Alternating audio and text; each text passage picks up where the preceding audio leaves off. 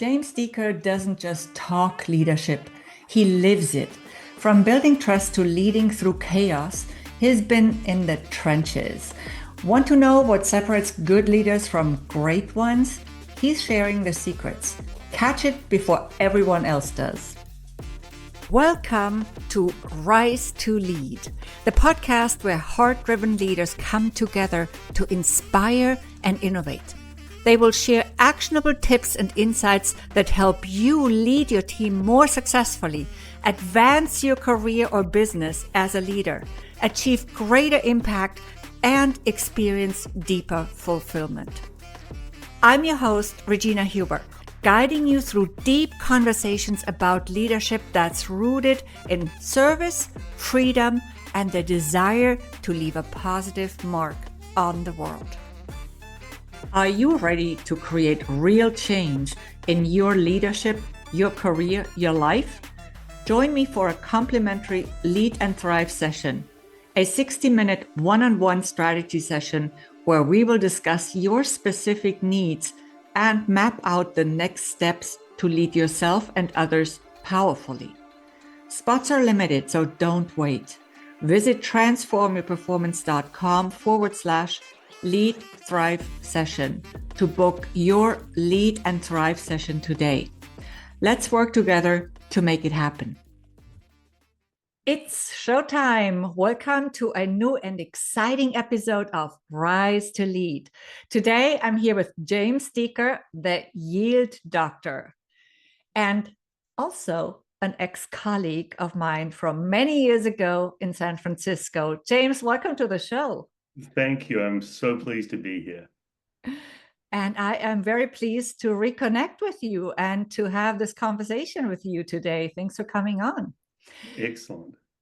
Yeah, so who is James Deaker? You might be wondering. James is the host of The Yield Doctor, a podcast and video series that explores the intricacies of pricing and yield management in the digital advertising industry. Originally from New Zealand, James earned his PhD at Stanford University in Engineering, Economic Systems, and Operations Research before launching a 20-year career in digital advertising. With leadership roles at Yahoo, Microsoft, Verizon Media, Oath, and Wrap, James has seen the industry evolve from the inside. Now, as the CEO and founder of Korokia Media, James now helps businesses optimize their advertising strategies and unlock the full potential of their digital assets. That sounds very promising. I can't wait to dive into this. So, James, before we do dive into our topic for today, our overarching topic being thriving in changing environments, right? You may need to explain to us what Korokia stands for in Korokia Media. For those of you who are watching the video feed, you will see the logo over the side of my head. It is a bird with a spiral. And I'm a New Zealander originally. I'm currently sitting in California, which is where I've spent most of my adult life, but you'll hear the New Zealand accent come through. And koru is a Maori symbol. It's like a spiral. It's a symbol for life. And Kia is a New Zealand mountain parrot. It's also known as a very cheeky parrot. And so both are obviously prominent New Zealand symbols. I was excited to find that nobody had put the two of them together. And so I did that. And actually the logo was designed by my daughter, who is a very promising art student. And so obviously the logo and the words have a lot of meaning to me. Yeah, and I do see it, and it's beautiful. So, yeah, congratulations to your daughter. Thank you. Thank you. It's a great talking topic too, right? So it's mysterious. People get curious. It's a great way to draw people into a conversation. Awesome. Absolutely. Yeah. So, James, tell us what brought you from your time as a consultant back in the years when we first met to your current business, and specifically, what's the path that led you into the digital advertising space? Yeah, I mean, I wish I could tell you that there was some grand plan, but as with many of these things, there was a lot of happenstance. And I was basically looking around for a job. After you and I worked together in San Francisco at BCG, I was looking around in 2003 and I didn't really know what I wanted to do with my life. And so I started reaching out to former colleagues and I found a company that was founded by someone from my PhD program at Stanford. And I noticed that they were literally one block away from where I was living in San Francisco and we started a conversation. And the company at the time, it was called Wrapped. It focused more on supply chain management, very small company, 30 people. And so I was like, I see an opportunity here and started working with them. As with all things in San Francisco tech, there was a pivot along the way. And what they started out doing was not what they did by the end. So when they started, they were lucky enough to have HP and other, big tech companies as clients. But they started working with Yahoo, which, if you remember back to 2003, 2004, was still the granddaddy of, all digital media. And after getting Yahoo as a client for sort of pricing and yield, they got Microsoft in the form of MSN and AOL and MySpace.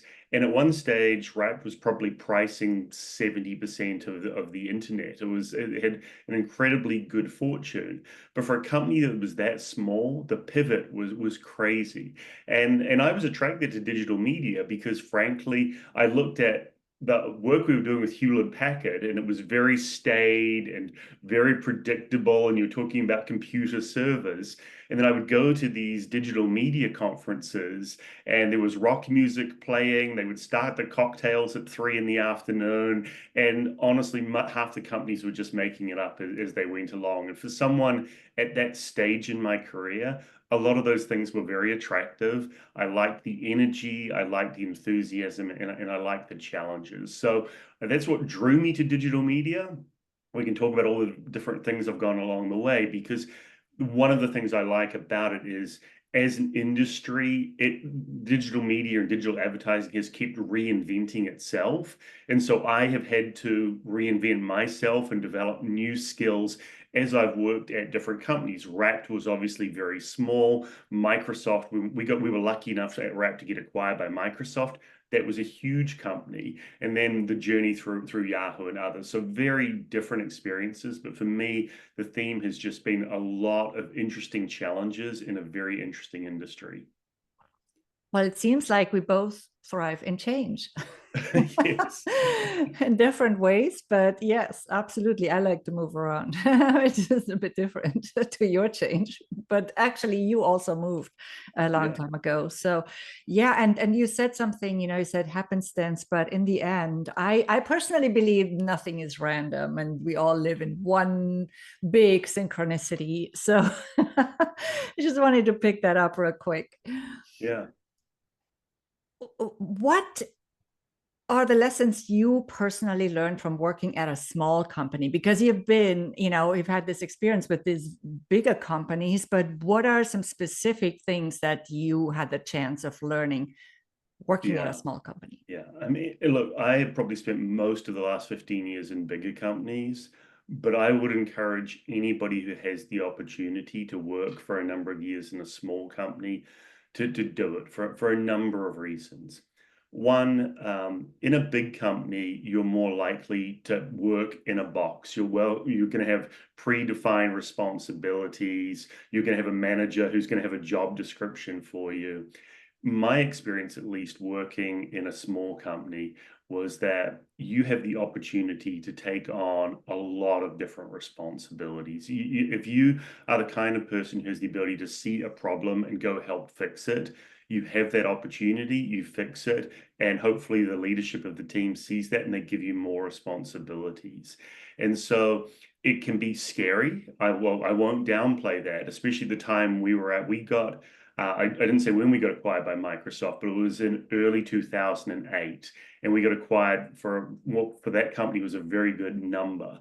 If we had still been alive at the end of 2008, you remember the financial meltdown, we would Mhm. probably have been out of business because the When you're a small company, you are a balloon that can be popped. And once we got acquired by Microsoft, we felt like we were in this marshmallow that was insulated from all of the pressures of the environment around you.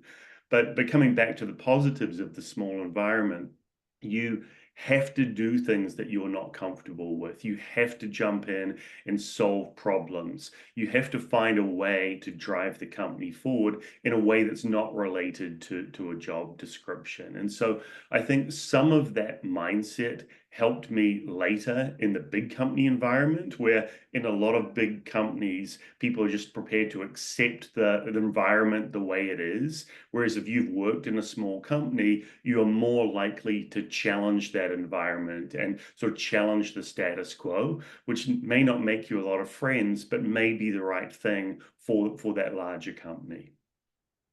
Right. And so you mentioned solving problems a couple of times, and it's also probably just really easier to contribute solutions, creative solutions, because Yes. without the problems, even just based on your own ideas and creativity, it might be a little bit easier to write your own job description in a way. I also encourage my other clients in those big companies to do that, actually, because you can do it. But yes, in some places it is a bit more challenging. That's totally true. So I I'll appreciate. give you an example of something Mhm, that I took on that I probably had no right to be doing. So, as you and mhm, I know, I was a former management consultant. So, what was I very good at? Creating slides. I got thrown into an environment where our company was launching a new product, and I became the de facto product manager on that. I had no product management training, but I had to work with the engineers to sort of craft out, here is what this product needs to do. If you click on this button, here's the experience, here's how the screen needs to change. And so instead of writing a usual sort of product requirements document, I wrote a PowerPoint deck that laid out all of the different flows of click on this button, here's what's, and the engineer said, this is completely non-standard, but we know what the product's supposed to do. This is enough, we can craft off it. And so that's an example where you're so far from the traditional job description of a product manager, but if you jump in with the best of intentions, usually you're going to find a way to get through and get the result that you need. yeah, it's a beautiful example. Thanks for sharing that. So yeah. So have you been focused like on the same things like pricing for all your time in digital media, or have you done other have you been active in other areas? Tell us a little bit more about that. Yeah, so most of what Wrapped did at the end was pricing. And so for a period of my life, that was very much where I was focused. But as I moved through different places, I got involved in different, again, I have a PhD from Stanford, so I have sort of deep background in engineering and economics. And so my first role when I moved over to Yahoo was actually running their internal data and analytics, internal reporting. And then I took on Mhm. responsibilities for ad policy and privacy, etc. But I've sort of kept coming back to this world of how to make more money off your advertising assets. And Yahoo is both at that time and even to this day made 90% of its revenue through advertising, through either search or display advertising. And so it was critically important to the company.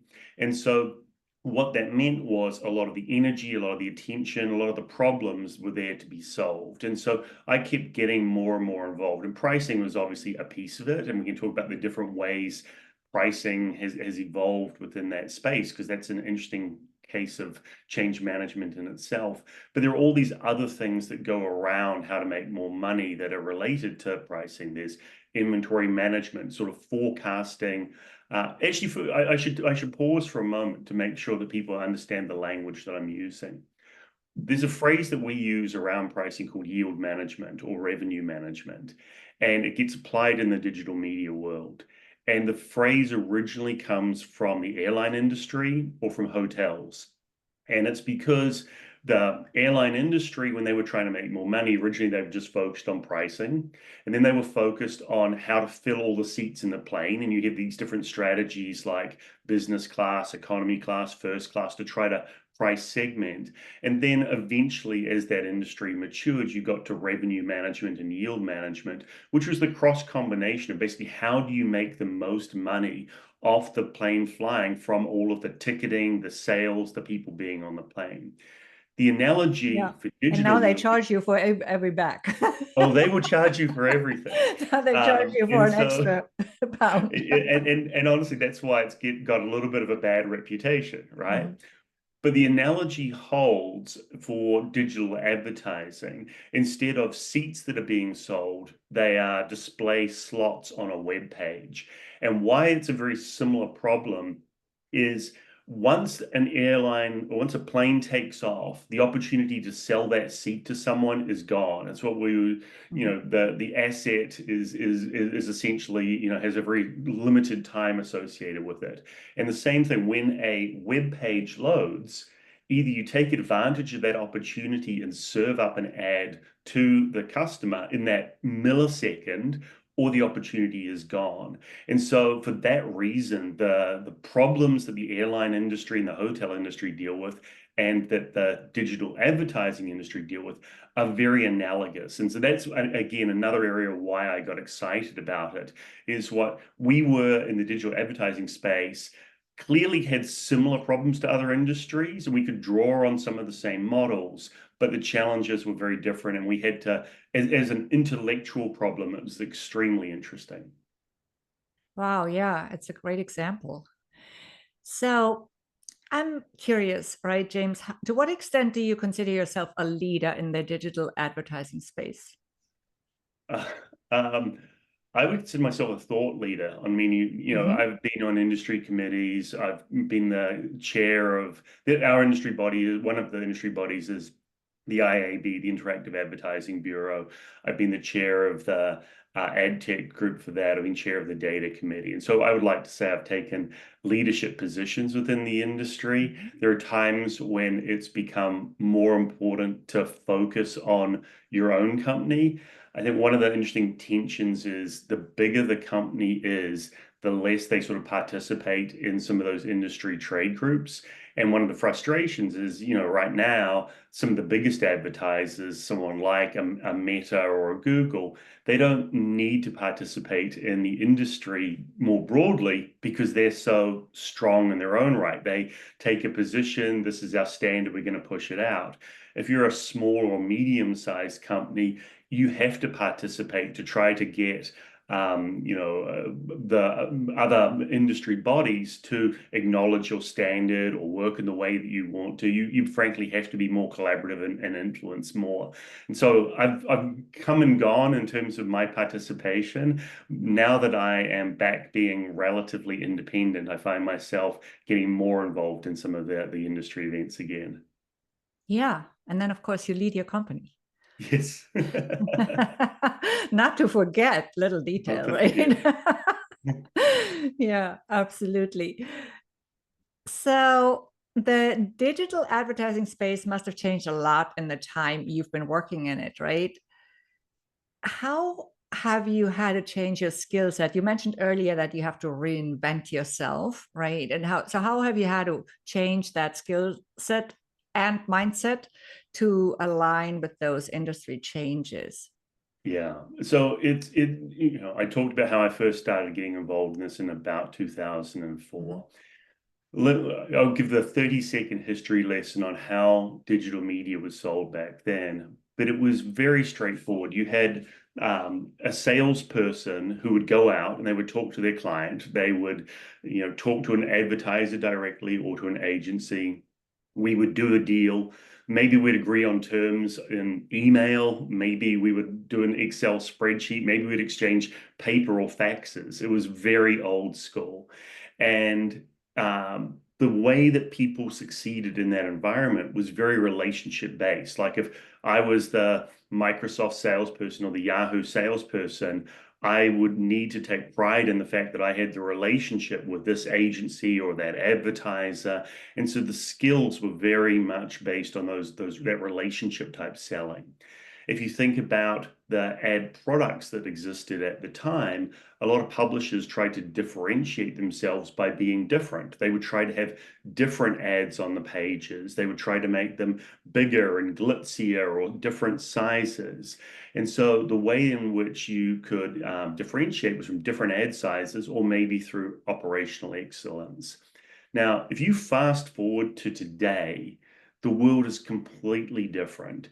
When we talk about buying and selling of ad media, most is programmatic. And programmatic simply means it's automated by transactions. So basically computers buying and selling from each other.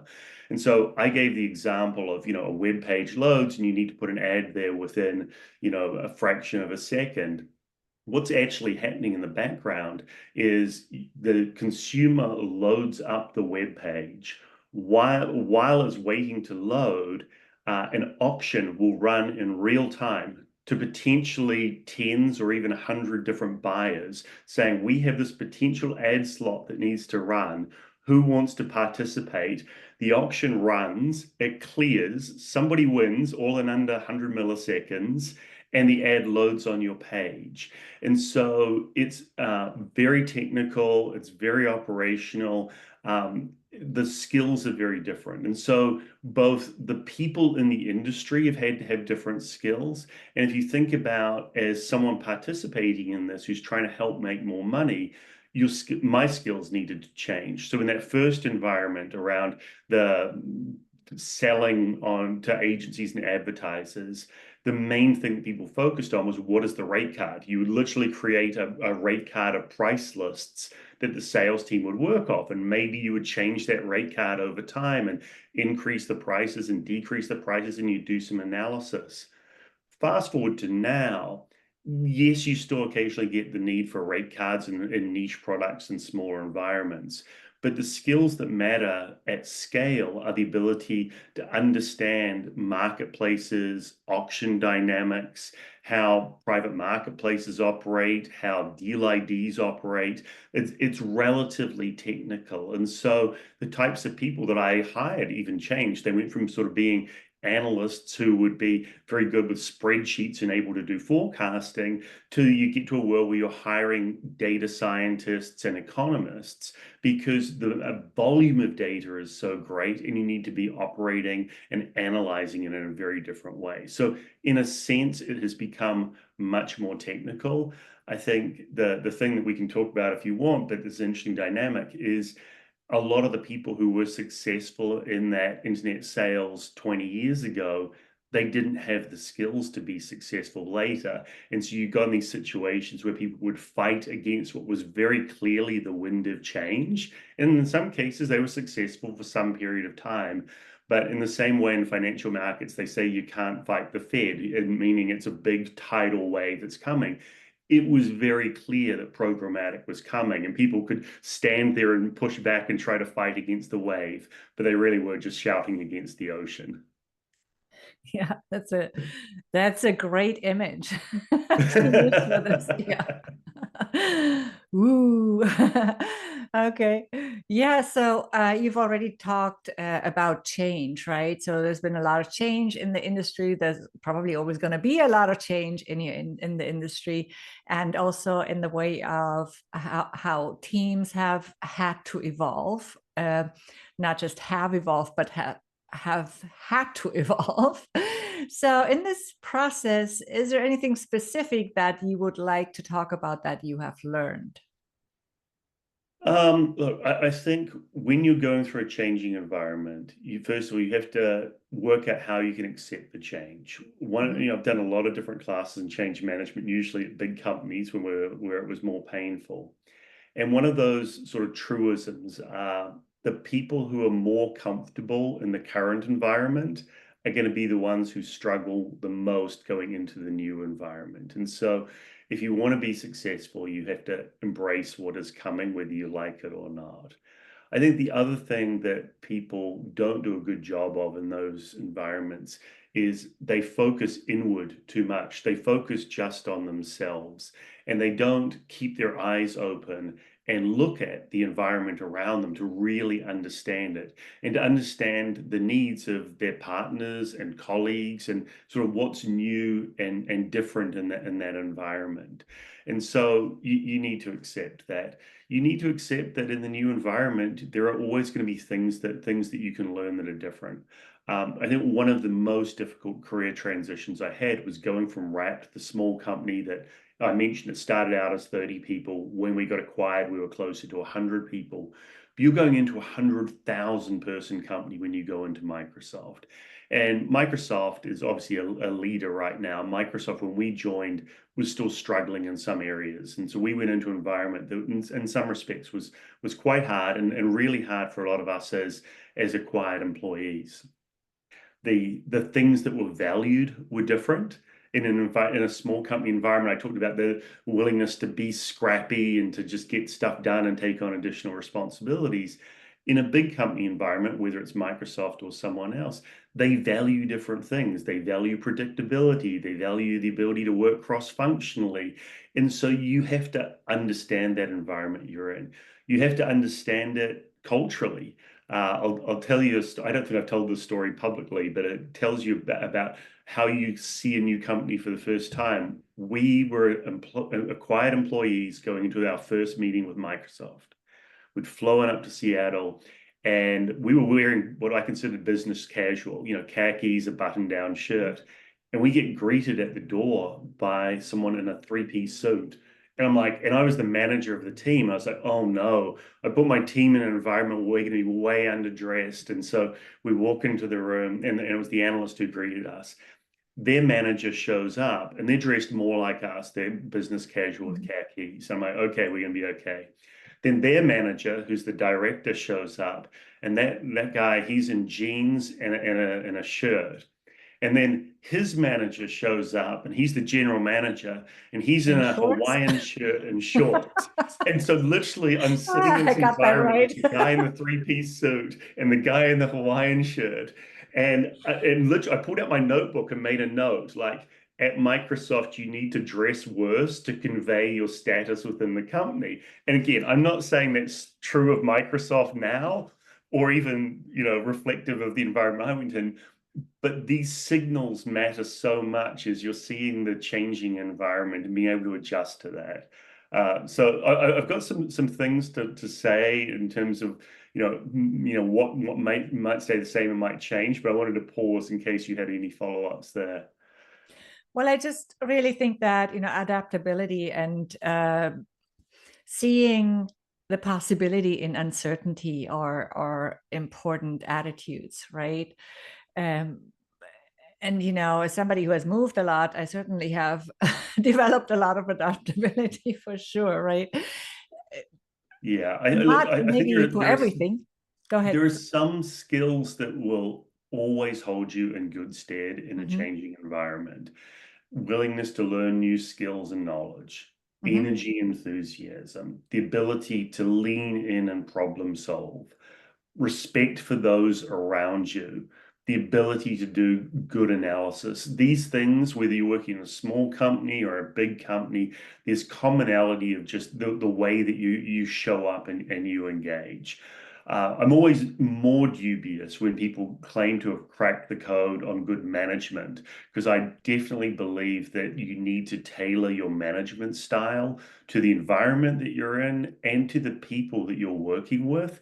And I think that can be one of the toughest things as both a manager and a leader is being able to adapt yourself to those different situations, because then you have to understand what's important in that environment around you, and you have to understand the people on your team in more detail. Right. And a lot of what you mentioned earlier is often referred to as soft skills. And I think because of this term, it's often also undervalued, right? Yes, Because I think we that's talk fair. about hard skills and soft skills, or technical skills and soft skills. But I mean, there might be, whatever soft means here, right? We don't really know, but they are very critical skills that are actually essential in any environment. Yeah. So, yeah, Yeah. absolutely. Thanks for sharing that. So, what is Now, you know that this podcast is titled Rise to Lead. I always want to come back a little bit to leadership, whether it's leadership of self, leadership of teams, leadership even of your life or of a community, whatever it is, right? But what would you say is the impact of your work on other leaders, on leadership? Um, I'll tell you the thing that I'm become most proud of. I don't know if it's ever, it's always dangerous when you ask me what they're most proud of, but in terms of leadership, I have been very lucky to have had some strong people work on my teams who now I keep in contact with, and they moved into senior roles in pricing and yield in other companies. And we keep in contact with each other to think about the changing dynamics of the industry. One of the things that's interesting is about pricing and yield is it's a very sensitive topic.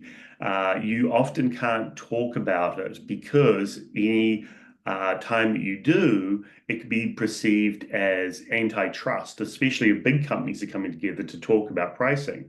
And for example, when Yahoo and AOL were merging, I was obviously part of those mergers. We were one of the work streams that really couldn't even talk to each other in advance of the merger happening for fear of, price setting.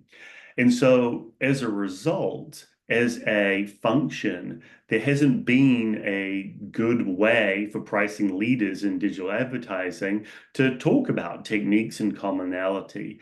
And I think part of what I have been proud of doing, and actually am doing now through the podcast, is getting leaders in the space on to talk about their experiences, how they approach different things, and sort of create a commonality of good best practices around how to do pricing and yield management within digital advertising. And so you can tell that's been my focus for a while. It's going to be my focus for the foreseeable future. And it's an area where I'd like to think that it definitely intellectually, I've been one of the leaders in the space in terms of helping to think about best practices and what works for the industry. Yes, and if I heard that right, so people from your team actually moved into senior leadership roles, and we like to say, great leaders don't grow followers; they grow leaders. So I I would wanted hope to so. add that. Yes, Yes. absolutely. Okay, well, we let's talk a little bit more about something else. So when do you feel like you have the most impact or be most effective, apart from what you just explained, because that also went in that direction, but what was that specific environment and why did you think that your impact was significant? Look, I'm about to put myself in the bullseye of a comment I made previously because Okay. I said that the people who are most comfortable in an environment are the ones that struggle the most with the change. At least two times in my career, I feel like I've been very effective because I've been very comfortable and I've been essentially at the top of my game. And then when that's happened, it's led to the struggles afterwards. And I'll give you the two examples. Mhm. I mentioned at Wrapped that they let me basically take on anything I was prepared to run with. And if Tom Chavez ever, who was the CEO at the time, ever sees this, thank you, Tom, for trusting me with responsibilities. We were a software company, but it became clear that we knew more about how to set rate cards and do pricing than pretty much anybody else in the industry. And so I said to Tom, I think there's an opportunity for us to start a new line of business here. I want to start a consulting practice around these companies we work with. And he's like, go for it. He basically said, I'm not giving you resources. You've got to scrap and, hire and borrow time. But within that first year, I had signed up six different clients, one of whom actually was Facebook. Now, at the time, Sheryl Sandberg was the client on the Facebook side. I confess when Facebook showed up in our offices, I didn't know who Facebook was. MySpace was already a client of ours. And so I whispered to someone, they're like, oh, they like MySpace, but not as big. And so we started working with Facebook that early. And for me, that was an incredibly, enriching, positive experience because I really felt like I had expertise to give. I was in an environment where I felt like I could operate effectively. And I could see the direct correlation between the effort that I was putting in and the impact I was having in the organization. And now, as I say, that when you get that comfortable, soon thereafter we got acquired by Microsoft, which led to some significant challenges for me creating momentum in that business. The second time that I've had a similar experience where I really felt productive was when Marissa Mayer was the CEO of Yahoo. And we really had some times where we had some significant revenue challenges. And I got into daily stand-up meetings with Marissa and her team for a period of 6 months. We were meeting every day to talk about how we could do things differently around revenue. I felt like I had Marissa's respect. She later validated that. And it was an environment where I knew that what I was doing had the direct impact. And again, back to the change, of course, things changed. Yahoo got sold, we got merged with Verizon. And so that opportunity went away a little bit. But, those two moments stand out to me because of the themes I mentioned, the ability to have direct impact on the work that you're doing and feeling like you have the expertise to really deliver. Okay, yeah, wonderful. Thanks so much for sharing those experiences. You have had a lot of very diverse, different experience, and that has obviously prepared you very well for what you do now. Thank you. Yeah. So, is there anything else that I have not asked you that you would like to share before we call it a wrap? Not at all. I really appreciate you leading this podcast series. I appreciate you having me on, and I love the opportunity to talk about some of my experiences today. If anybody wants to find me, they can find me at the Yield Doctor podcast on Mhm. YouTube, on now on Apple Podcast and Spotify. Or if you just have questions that you want to reach out, you can find me on LinkedIn. So thank you so much, Regina. Yeah, that was going to be my last question. So thanks for answering it and reading my mind. And we will definitely also share those links, of course, in the Thank podcast you. description. Now, okay, so that's a wrap for today. Thank you so much for being with us today, James, for sharing your wisdom, your knowledge, and for inspiring people to be leaders in spaces like yours. And thanks for being here to everyone else listening, for being here. Hopefully, again next time. Do check out my newest book, Living My Freaking Amazing Life, on Amazon. It's a combination of leadership wisdom, inspiration, and real stories, real life stories from my life on 5 continents that will inspire you, as I believe, to live the life that's perfect for you anywhere in the world as a leader of yourself, a leader of your life, and a leader of others. I'll be back next week with yet another inspiring conversation to yes, inspire you to thrive. And until then, take care.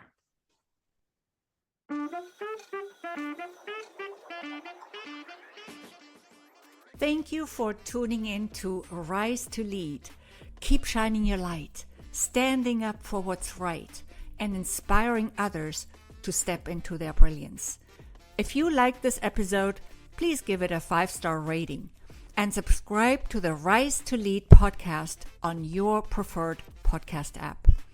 Until next time, it's Regina Huber, and in the meantime, remember to rise to lead.